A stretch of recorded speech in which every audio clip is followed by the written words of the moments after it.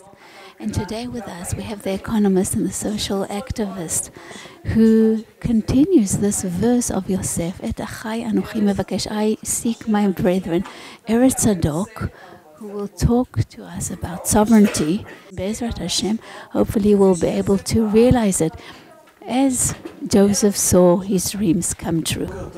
Good morning. I'm very happy to be here, and as Judith said, it's amazing because a number of years ago people would talk about ribonut, about sovereignty was considered mad, extreme. Today it's mainstream. Ribonut, sovereignty is certainly mainstream. We're already there, and it's really because of you.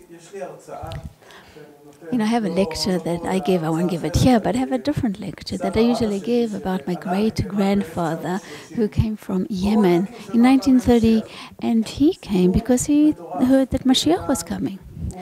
Crazy story, but he came with his wife and his 8 children, the oldest of which was 16. My grandfather was the youngest, he was 1 year old.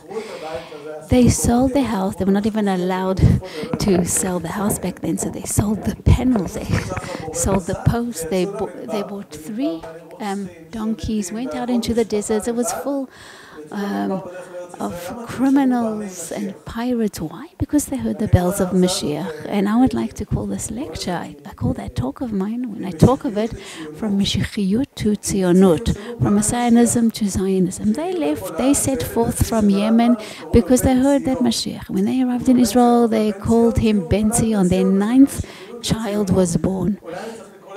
They were born in Zion. They should have, we could call this from Tzionut to Ribonut. We've moved on a stage now.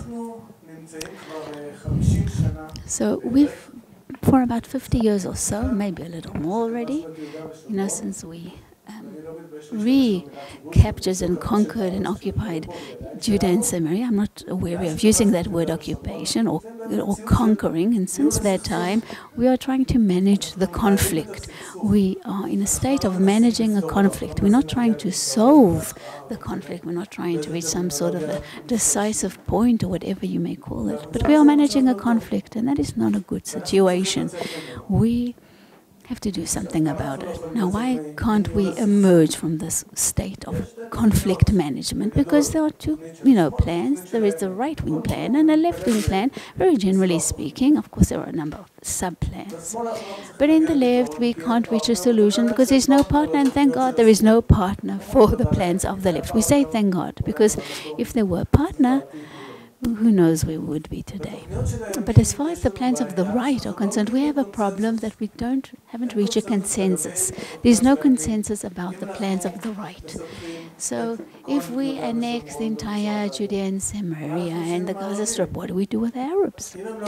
So if they're not citizens of Israel, then people say, apartheid. And if they are, then we'll have another, how many? Another 1.5 million Arabs in Gaza, and another in Judea, Samaria, another about 3 million or so that will become citizens with equal rights. They'll be voting for the Knesset. What do? We don't really have an absolute answer with consensus as to what we do about this situation. And that is where we are stuck. That is why we keep managing the conflict. So my plan talks about emerging from the state of conflict management. It has 2 parts. The first part is the current part. The second part is a future part. And it may be under consensus now, but in order to reach a consensus, to emerge from the situation, to get to a solution. By the way, when I talk about a solution, I'm talking about that we'll have to make a decision because we have no partner. If we had a partner, we would be able to talk about some sort of agreement or accord. I'm not talking about these words because I have nobody to talk to, so I'm going to be talking about my own solution. The solution, in fact, includes 4 components. It is very important because we have this window of opportunities that has been wasted for 2 years. From January of 2017, Trump is in the White House, and we are not doing anything with it. And it is a waste of time. So let's hope he'll have another 2 years, and then hopefully he'll be re-elected. We have to exploit the situation. So the plan is basically comprised of 4 phases. I'll go over them. If you have questions, by the way, please feel free to ask in the middle or at the end. We are talking about 4 different phases. We are talking about phase of developing industry, then strategic settlement, and then stopping the enticement, and then about sovereignty. So let's go over all these 4 different stages, and we'll see what we are talking about.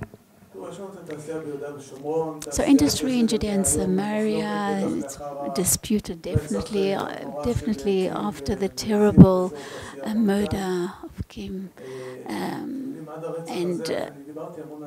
Till that murder, I have talked a lot about the industry in Yehuda v'Shomron. I also have a plan of developing the industry. I presented it to parliaments in Europe and to the Congress in the USA. Until the murder in Barkanle, I said for 10 and 15 years nothing happened. There was no incident in the various factories in Judea and Samaria. There was nothing bad happened.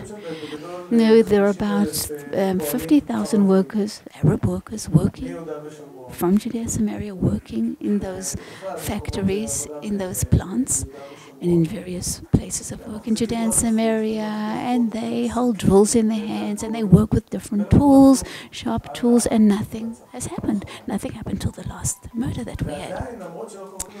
And although nothing has happened, let me make a confession. When I go and survey these plants and factories, I always take my personal weapon with me.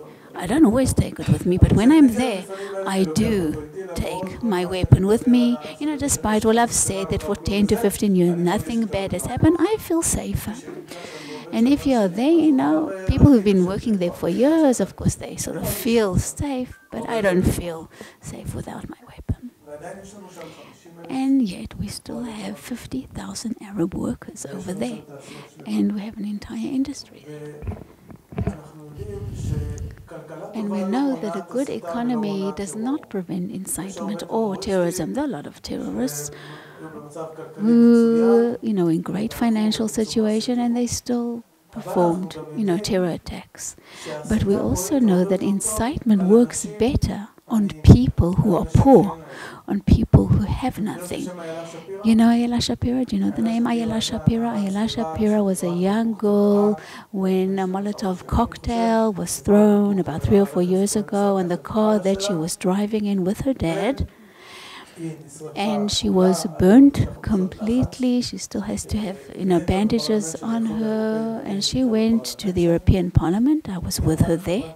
And she said to the members of Parliament that kid, 16-year-old kid who threw that Molotov cocktail on their car, said in his interrogation that he did it so that his family will receive a salary for life.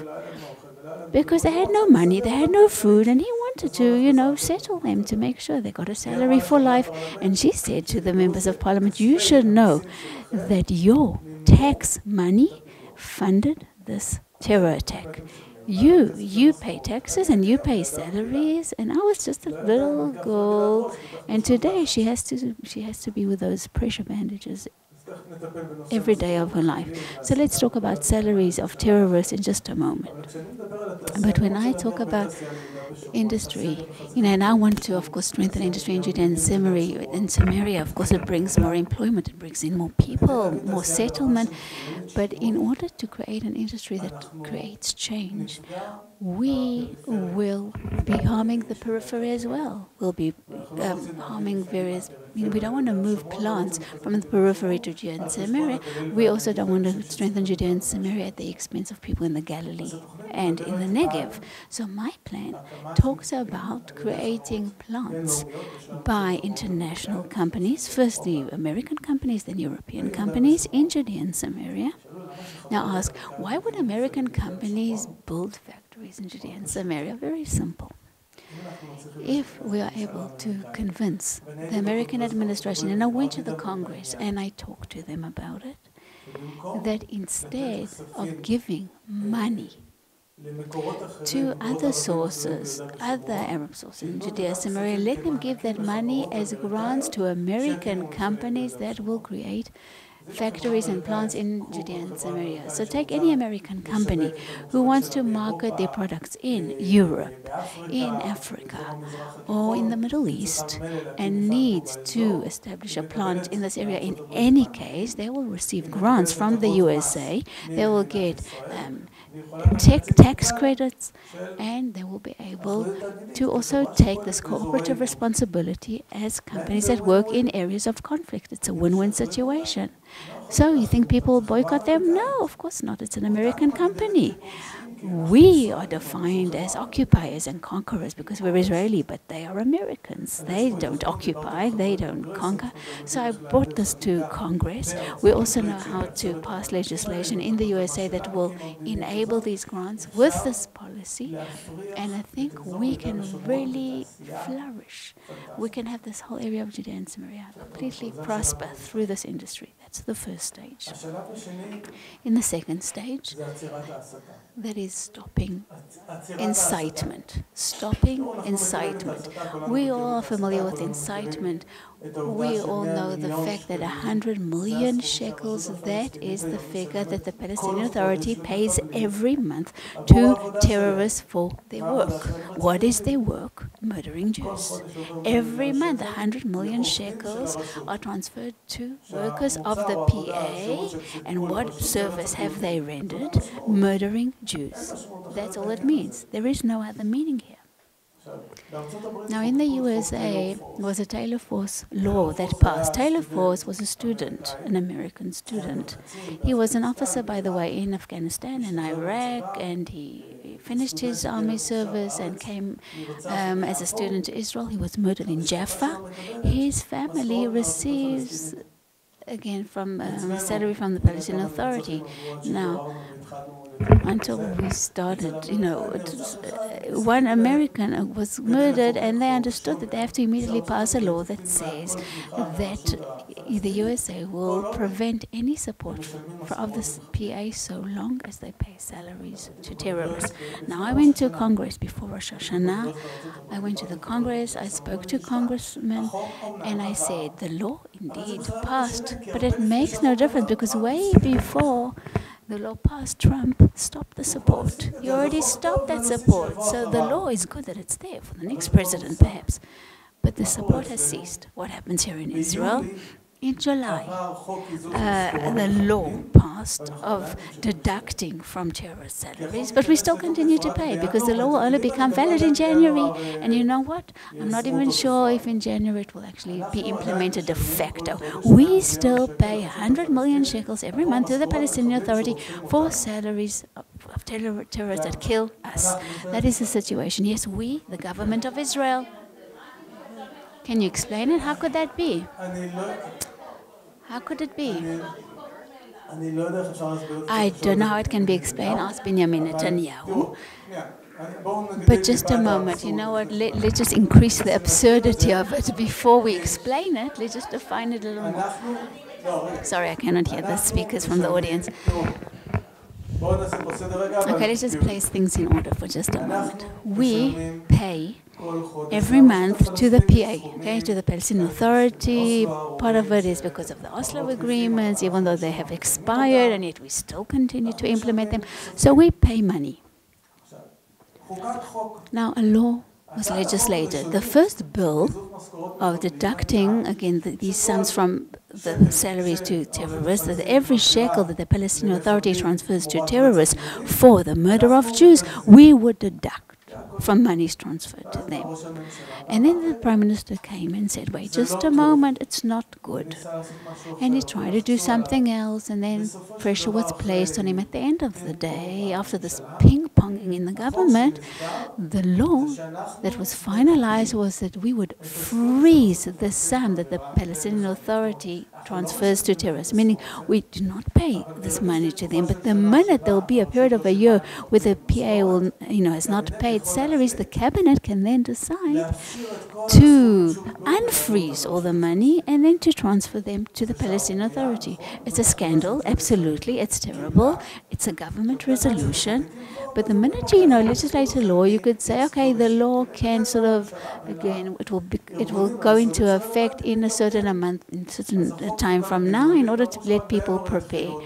But again, they said it would come into effect in January. But how? Why do ministries have to prepare themselves to freeze money? It's not that kind of a bill that you need preparation for. Sorry, I cannot hear them.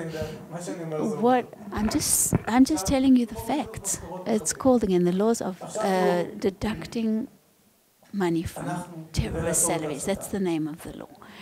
In order to stop incitement, we have to do many things. Okay, we have the sticks and we have the carrots.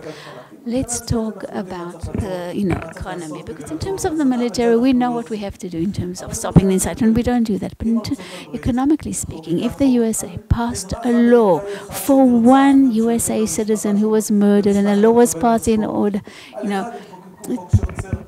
that actually stops supporting the PA in every way, surely we have to do the minimum, the same as they have done.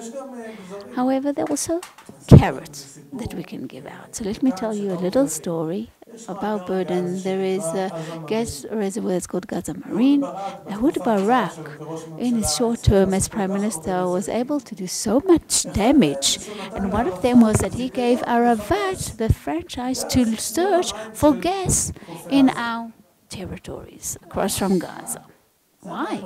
It's our territorial water. It's our economical water.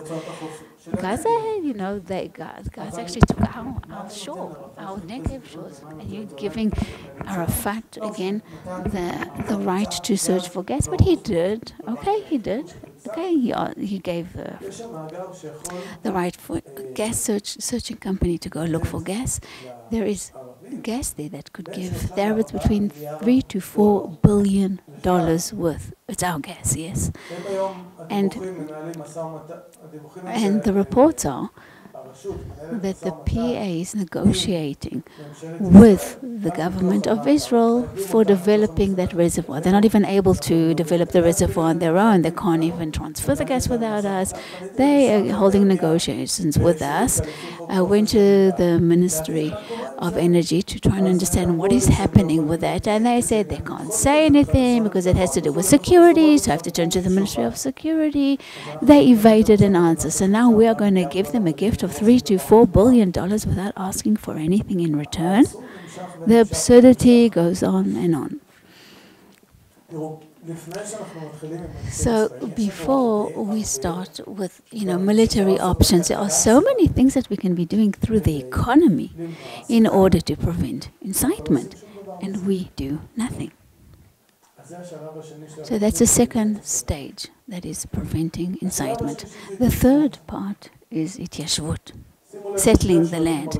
Now notice that the first stage is again industry and preventing incitement, and economy. We can do it right away. We can start right away. We can start right now, a few hours before Shabbat, and continue on Motzai Shabbat.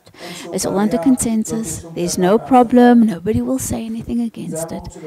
That is the essence of the plan, meaning things that we can start doing immediately right now. The third thing is Ityashvut. Settlement. When I talk about Ityashvut, about settlement, I'm talking about the settlement blocks. Because in terms of settlement, I would like to get rid of the table that vision of the Palestinian state. I want to remove that option. How do we do that? We have to do it through strategic settlement, not in the blocks, but out of the blocks. What does it mean? From the northern Shomron, northern Samaria, there was again a bill that was placed, to return to the northern Yeshuvim that we left, and a bill, a very important bill, came out, beyond of, to us in Jenin, and there's a massive Arab population in those areas, and the Jewish population there is very diminished, beyond the fact that we have to strengthen the northern part of the Shomron, which actually, it basically controls the entire Emek Israel and the northern part of Mishor HaChof. It's important strategic areas. going back to the settlements of northern Shomron is also a psychological element, that we are going back to those places from which we were evacuated. So it's a very important bill, first of all. We have to pass it, we have to, ratify it and bring new population to northern Shomron. The second area is Shechem, Nablus, Elon Moreh, Itamar, Yitar, and Har Bracha. These four yeshuvim that sit on top hilltops around Shechem have to be strengthened. Today we only have about 7,500 or 8,000 Jews. That was a number of people who evacuated from Gush Katif, by the way. So in terms of the psychological element, you can say, okay, we evacuated 8,000. Why don't we bring 8,000 here? Har Bracha has to be a city. Har Bracha is a settlement that is beautiful, even socially speaking. It's built beautifully. It's cheap. It has so many wonderful elements. And it has an infrastructure that is suitable for a city. It can be turned in Itamar and Itamar, Elon Moreh and Yitzhar. They can be strengthened as well, so that this region won't be part of this concept that they can be evacuated. There are so few. Sorry, I couldn't hear what she asked.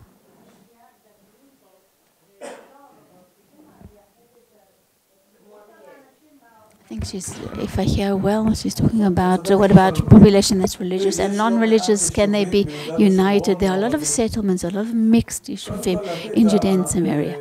So we have to bring the non-religious population to the mixed settlements. That's the first stage. There are so many places that also non-religious Jews can live in order to strengthen settlement, and they should, and they want to strengthen settlement. We just have to turn to them. So after that Shechem area, let's move down. We have the Ariel area. The whole Ariel area, it's actually some sort of an ellipsis from Sha'arei Tikva, Elkanah. I live in Elkanah, by the way. So from that area, through the settlements Leshem, and that entire block. No, not Shiloh. I'm not talking about Shiloh yet. I'm talking about Leshem and all those surrounding settlements around Leshem.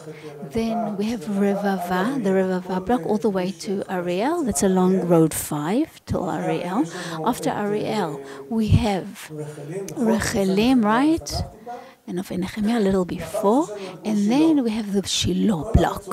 That entire strand basically cuts through Judah and Samaria, strengthening this strip, the Shuvim till Ariel, and from Ariel eastwards till the Shiloh block, and from the Shiloh block eastwards yet again, basically cuts Judah and Samaria. So if we strengthen this entire area, and hopefully even eastwards of Ariel, because it's outside the blocks already, we basically sort of cut Judah and Samaria. We sort of, we can actually cut the Palestinian state. We can solve that. The same goes for the areas enveloping Jerusalem, surrounding Jerusalem, from Bet El, Ofra, Adam, Kfar Adumim, and then Ma'ale Adumim all the way down to Gush Etzion. Ma'ale Adumim is completely frozen, by the way. 0.4% increase a year in the last 10 years. 0.4% growth rate in Ma'ale Adumim. That means people have left. Or unless people stopped having babies. But I don't think people have stopped having babies, so I guess people have left. They don't build schools, they don't build buildings, they have nowhere to go, so young people leave. It's a complete state of stagnancy. So as far as this is concerned, we have to deal with all these things. Then the final stage is the Har Hebron block. So settlement along this entire line, the strip that I mentioned, is very, very strategic, and it will simply remove the plan for a Palestinian state. Other plans that try to convince the government that if we build a lot in the different settlement blocks next to the green line, we'll be able to bring down prices beyond the green line. True. But it still doesn't remove the dream of a Palestinian state from the table. That is why we also have to build outside the blocks. So that's the third stage. And the fourth stage is sovereignty, Ribonut. Now, sovereignty has a number of versions. Those who said, let's impose sovereignty now, like Bennett's plan, um, over C areas and over A and B areas, there'll be an autonomy. The Prime Minister says autonomy plus, or we call it state minus, with different definitions. Yesterday, by the way, I heard him in the conference for the regional interest. He said as follows, that there is already a Palestinian state in the Gaza Strip, and there won't be a second Palestinian state in Judea and Samaria. I don't agree with them. There is no Palestinian state in the Gaza Strip. We'll mention that as well. There is one in Jordan, yes. There is one in Jordan, true. When we talk about sovereignty, the sea areas, we have the sovereignty over all areas. There's a Smotrich plan to impose sovereignty over everything. But when we talk about sovereignty, we always talk about the status of, again, the status of Arabs in Judea and Samaria. Will they be citizens? Will they not be citizens? And people always, use the word apartheid to scare us. But in my plan, I say, in the first stage, let's not impose sovereignty on the Israeli localities in Judea and Samaria. First of all, now I say it for two reasons. Because sovereignty over Jewish settlements in Judea and Samaria solves many problems. And let me give you an example. There are difficulties of environmental issues in Givat Ze'ev, which is it's beyond the Green Line, but it's a suburb of Jerusalem. It has these quarries there, damage to natural resources, contractors that have caused damage, also in terms of security and access roads and such. People turned to the Ministry for Environmental Protection and said, please come deal with us. What did the ministry say? They said, sorry, it doesn't belong to us. Go to the Minhal Ezrachi, to the civil administration. You're a Jerusalem suburb. You don't really belong to the state of Israel. Could you believe it? You have to go to the IDF, go to the civil administration. But what could we do? The Minhal Ezrachi doesn't understand anything about environmental protection. So nobody has solved the problem. Okay, that was just a little example. I can give you another million examples, but take this tiny little example and just understand from it what the situation is. So first of all, we have to impose sovereignty over Jewish settlements beyond the Green Line. So beyond that, at the moment, it remains as it is, for now. Now, why do I say that? I have two reasons. First of all, the plan is a practical and pragmatic plan for implementation right away. So if we say we would like sovereignty over sea areas, it is problematic. We won't reach a consensus, not among the people, not in the government. But if we say, Ribonot for Givat Ze'ev, Ribonot over Ofra, Givat Ze'ev, Elkanah, Ariel, and we would like to impose Israeli law, it's actually the easiest thing to do. It's most rational, it's logical, and it can pass. It can pass. So it can, on the other hand, it also shatters the dream of a Palestinian state, because the minute we impose sovereignty over all these specific settlements, they cannot have a state. The thing is, I don't want to create a precedence when it comes to the civil status of the Arabs of that area. The minute that I impose sovereignty over Jewish settlements only, I don't have that problem. I don't deal with Arabs and their status. So Bennett's plans or other plans that say let's annex sea areas, we have about between 80,000 and 130,000 Arabs living in those sea areas, something like that. Let's give them citizenship. We can deal with that kind of a number. So when we talk about the Arabs of Yehuda and Shomron and of the sea areas, I don't want to create that precedent of giving citizenship to whether it's 80,000 or 130,000, Arabs living in the sea areas, because then I'll be creating a precedent, and I don't want it. By the way, we already have a precedent that we gave citizenship to the Arabs of East Jerusalem, and there's still a difference between East Jerusalem and Judea and Samaria. In all due respect, I don't want to create that precedent. No, it's true. They are residents at the moment. It's a status of residency, but with the ability to ask for citizenship in future. I don't want to create that precedence, because the minute I would like to annex the BNC, they'll say, what's going on? So if we do not annex, we actually have given up on all these regions of Israel, of A and B. That is basically the autonomy plan that I've sort of given up on areas A and B. I don't want to give up those areas. I heard from Professor Uman, by the way, yesterday, who talked in that conference of national interest. In order to convince the land that Israel belongs to us, we first have to be convinced ourselves that it belongs to us. So yes, it is ours. So what B is, it's an autonomy. That means it belongs to them. It's not ours. When you say autonomy, what does it mean that they have an autonomy? Autonomy is basically, it has, their own currency. It's basically borders, because autonomy has borders. Autonomy means governance. So they don't have a military. True, they don't have an army, but they have a police force, and they need a strong police force. So they have weapons, and they have a few tanks, and they have a few that. So what's the difference between that and the army? So if they have a currency, and they have a flag, and they have borders, and they have a police force, what's the difference between that and a state? And after they have this autonomy, the UN will recognize them, and then, at the end of the day, they'll have a state. Autonomy is a Palestinian state. You have to say it unequivocally. And the Prime Minister says it's an autonomy plus state minus. He knows what he's talking about when he uses those terms, because there isn't really a difference between them. And even if you say that an autonomy is not really a state, it basically moves in the direction of a state at some point.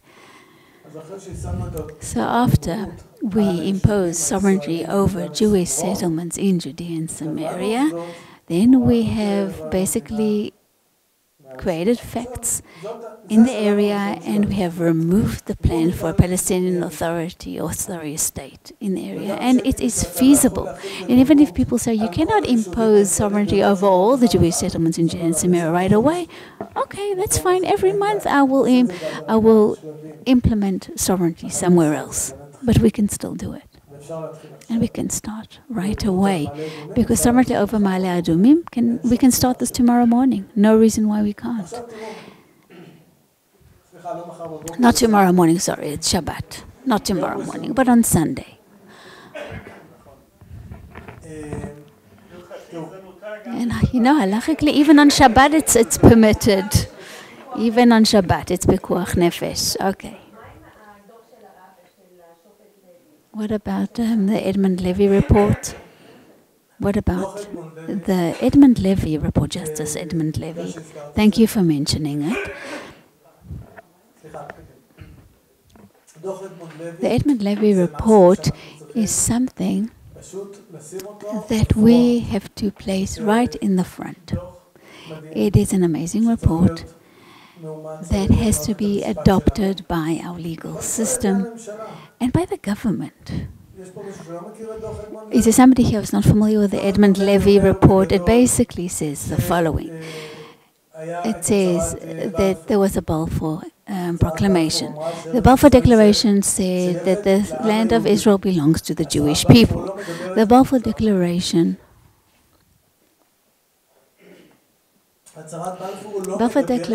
does not talk about an Arab entity in the land of Israel. It only talks about the fact that the land of Israel belongs to the Jewish people. And then there was the British mandate.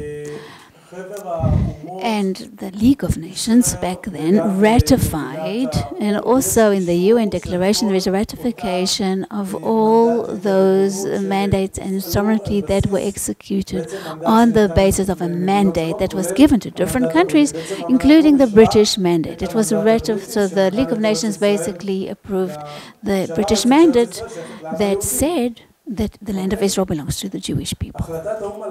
So the UN resolution, or rather the League of Nations, as to the partition, was not accepted by the Arabs. It was rejected. That is why it is not valid. Jordan conquered Judea and Samaria, and at some point King Hussein claimed it was his. There are two states in the world recognized Jordanian sovereignty over Judea and Samaria. I think in 1988 he also waived that, and actually waived all the claims that he had for sovereignty over Judea and Samaria. So Judea and Samaria is actually an area without sovereignty. Now, occupation, by definition, is occupying, is conquering an area from one sovereign power to another. But we did not conquer Judea and Samaria from any sovereign power, because the Arabs did not accept the partition plan and what they were given. Jordan, although nobody recognized its sovereignty, but also Jordan gave up its sovereignty. So we did not conquer it from any sovereign body. So even according to international law, we cannot say this is occupation. You have to understand this. That is why, according to the Edmund Levy report, Erez Israel, the land of Israel, according to international law, belongs to the state of Israel. That is something, we should scream this out every single day, but we don't. San Remo? Okay, we'll talk about the San Remo plan later.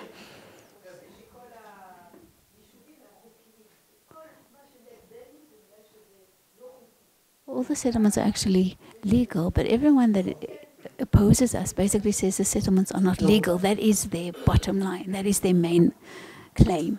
Okay. At some point, we'll have to go with our truth, and we have to understand who we are talking to. Who are we facing? Who our opponent is?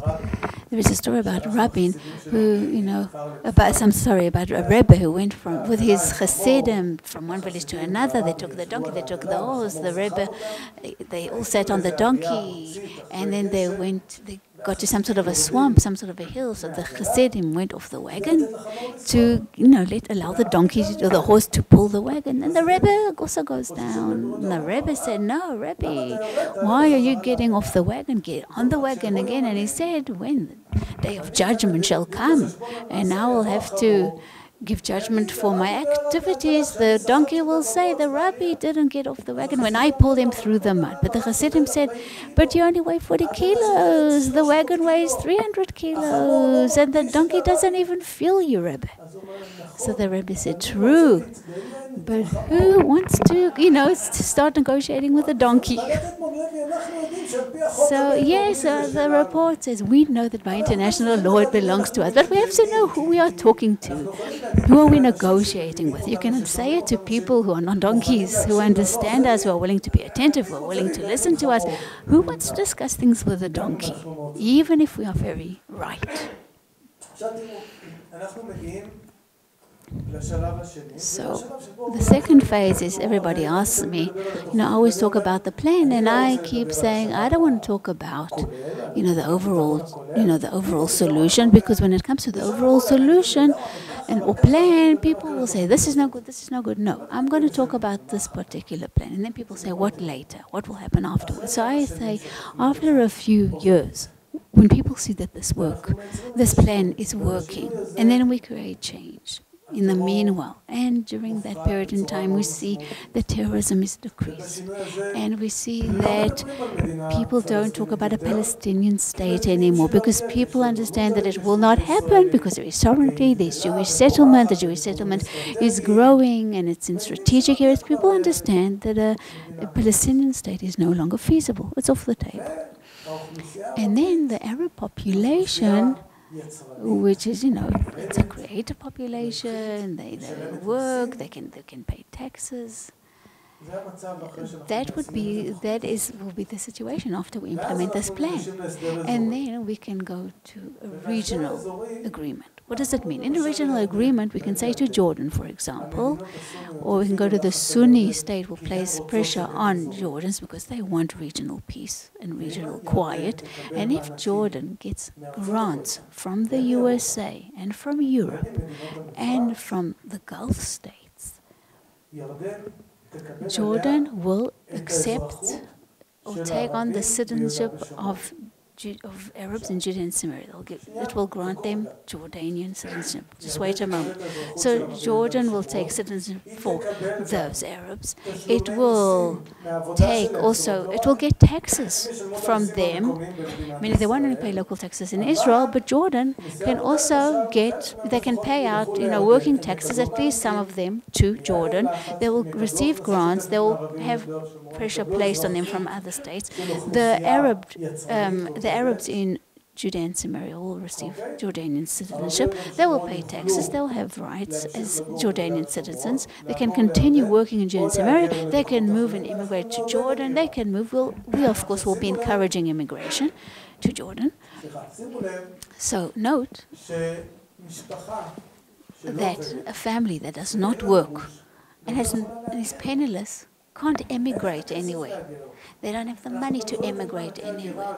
We can give immigration grants, by the way, but they need money to start off somewhere because they're not even used to working. A family who works, who has money, who conducts a regular lifestyle, it's so much easier for that family to immigrate somewhere else. So we will be encouraging, immigration from Israel and immigration somewhere else. We will be encouraging it. Those who do not immigrate to other places can continue living in Judea and Samaria as Jordanian citizens. But even, by the way, in the Gaza Strip, it's more difficult. However, in the Gaza Strip, there's a huge population that already wants to leave. They want to immigrate somewhere else, and we don't allow them to because we have to open up all the borders, the checkpoints, but we should give the opportunity to all those who want to leave Gaza to leave. Absolutely. Those who do not want to leave, same thing that we'll be doing with Jordan and Judea, Samaria, Arabs, we can do with the Gaza Strip and with Egypt, by the way. Egypt as well can take responsibility for giving citizenship to Arabs in the Gaza Strip. Gaza Strip, it belongs to us. Gush Katif hopefully will go back to Gush Katif. It is our territory. And those who want to live there remain. Many won't want to. It's way too populated. It's very crowded. It's not pleasant. But those who do want to stay, they can stay there as Egyptian citizens. They'll be getting grants from Egypt, from USA, from Europe. And again, the labor and the labor taxes will be transferred partially to Egypt. It will be a joint income. Israel and Egypt seems logical to me. However, please note, it is not a prerequisite of imposing the plans. So there will be some who will not agree, some will think it's not realistic. I actually think it's more realistic than some other plans after we implement the first stage, but there are those who think it's not realistic and that maybe later on there might be a better solution. It's fine. I'm with you. But on one condition, Erez Israel belongs to us. You can do other things, without an autonomy, without a state. From this point after the first stage, you can do what you want. But the solution of the first stage, which is it's feasible, we can implement it at the moment. By the way, in the Gaza Strip, there was the Erez industrial zone. 4,000 workers worked there from the Gaza Strip. And Hamas basically took over, sent terrorists down there until Ehud Olmert, who was prime minister at the time, closed down the industrial zone. Some completely shut down, some moved to other areas down south. However, we can build industrial zones over there. We can create the same situation. It is more difficult down there. It's easier in Judea and Samaria. We should start with the Judea and Samaria, but there as well it is feasible. Many people ask me regarding this plan, if you'll stop funding, you're working against the PA, against Hamas. What if the PA collapses? So it will collapse. So I'm not afraid of the PA crashing. It doesn't frighten me. On the contrary, But as far as I'm concerned, I think the most important thing is to implement the plan. So if the PA will continue to exist during the implementation, okay, so it will continue. In any case, at some point it will die out. In any case, we will impose sovereignty over Judea and Samaria. In any case, its existence is very limited. So if it crashes a little before, that is fine. It's not a problem. People who say we have to continue paying the PA because if it crashes, what will be? Oy vey. But you are forgetting that they are funding the murdering of Jews. It's not an authority that even has the right to exist. There are many other solutions. And I don't think we have to be scared of any of this happening. Okay, and that's basically it. I think the most important thing is to start implementing things right now. I want to conclude with a sentence that I said at the beginning. A few years ago, I remember this well. Those who talked about sovereignty of Ribbonut was considered to be mad and extreme, somebody you don't deal with. Lunatics. Today, Ribbonut, sovereignty is the mainstream. People talk about Ribbonut. The right talks of sovereignty. Left talks about sovereignty. Definitely in the Likud, Abait HaYehudi, Otzma Yehudit talks about sovereignty. All the, again, parties and from Likud and rightwards talk about sovereignty. So we have to implement it. You know, we can start with the plan that I mentioned, the first stage in any case. Let's remove ourselves from the state of conflict resolution and talk about real solutions. Thank you very much to Erez Tzadok. Thank you for your very clear words.